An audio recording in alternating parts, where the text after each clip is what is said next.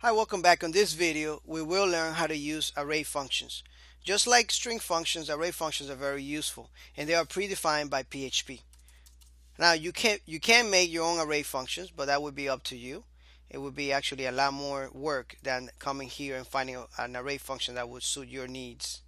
I think it's very possible that you will find any type of array function here already predefined for you to use. All right, so let's go ahead and make one, and I'm just gonna make an array first of all because we're gonna be using an array function. Let's just set it to some variables. Let's just use the new uh, uh, language, right? So new PHP instead of the array old parentheses there. And I just put some values there, and I'm just gonna use the echo just to echo some of the values for the function. So what I want to do is echo the mats, and I'm gonna use this function called mats. This is for an array. So if I click here, I should see the result right here. All right, 453. That is the mats value right here. Now keep in mind now that I am, if for some reason this is in your exercise, in course exercise files, it's gonna be 28 underscore array. Now I started numbering this so that way you can know exactly where you are. Now you can, if you have your own folder, make a file called from blank.php, make a file called array underscore functions.php. Okay, so do that. Let me show you another one real quick, and then we're gonna go over on the website and show you where they are.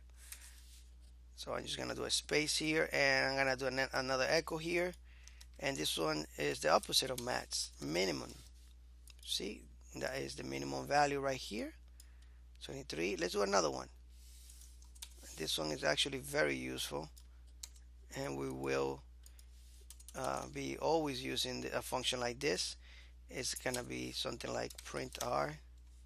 Oh, it's gonna be print r, and you can see the whole array right there with all the keys and values in there.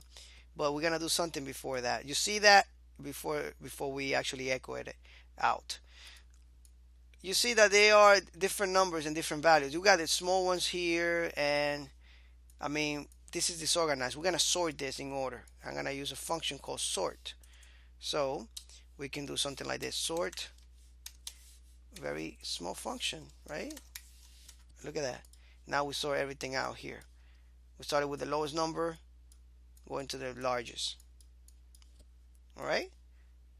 Now these predefined functions are really super useful. You don't understand how much time they save us when we are developing.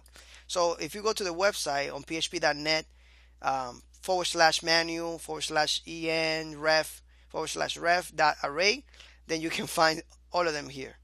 Another way of looking for this is if you go to Google and just type in, if you don't want to just go ahead and type all this, go in and type in PHP array functions ref, REF, and you will find the rest of them. You will find this page. All right, if you click on it, you will find options here. You will find examples and how to use them better. All right, so anyway, thank you so much for watching this, and I'll see you in the next tutorial. Take care.